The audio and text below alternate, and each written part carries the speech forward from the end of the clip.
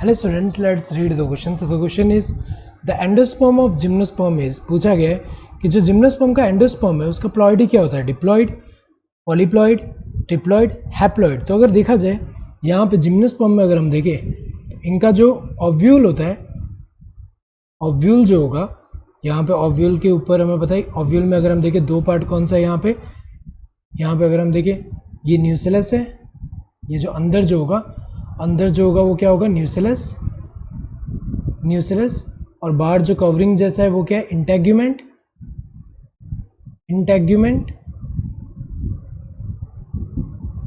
Now यहाँ पे nucellus में एक सेल जो होगा, यहाँ पे इनमें से एक सेल जो है वो किसकी तरह एक्ट करेगा, यहाँ पे मेगास्पोर मदर सेल की तरह. यहाँ पे किसकी तरह एक्ट करेगा, मेगास्पोर मदर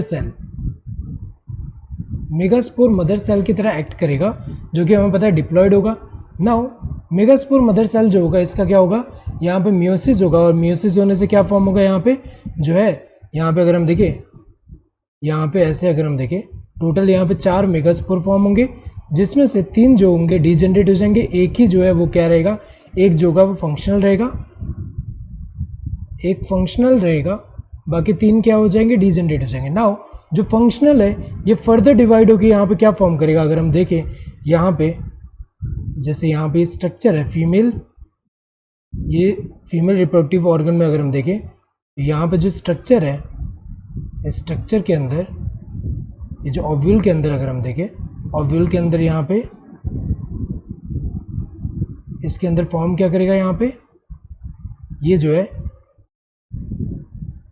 यहाँ पे मास ऑफ सेल्स, अगर हम देखें मास ऑफ सेल्स फॉर्म कर रहा है, और ये जो है मास ऑफ सेल्स जो होगा इसको हम क्या बोल रहे हैं, यहाँ पे ये पूरा अगर हम देखें ये पूरे स्ट्रक्चर को हम क्या बोलते हैं, ये फीमेल गैमेटोफाइट है, और इसी को यहाँ पे क्या बोल रहे हैं, एंडोस्पर्म. ये क्या है,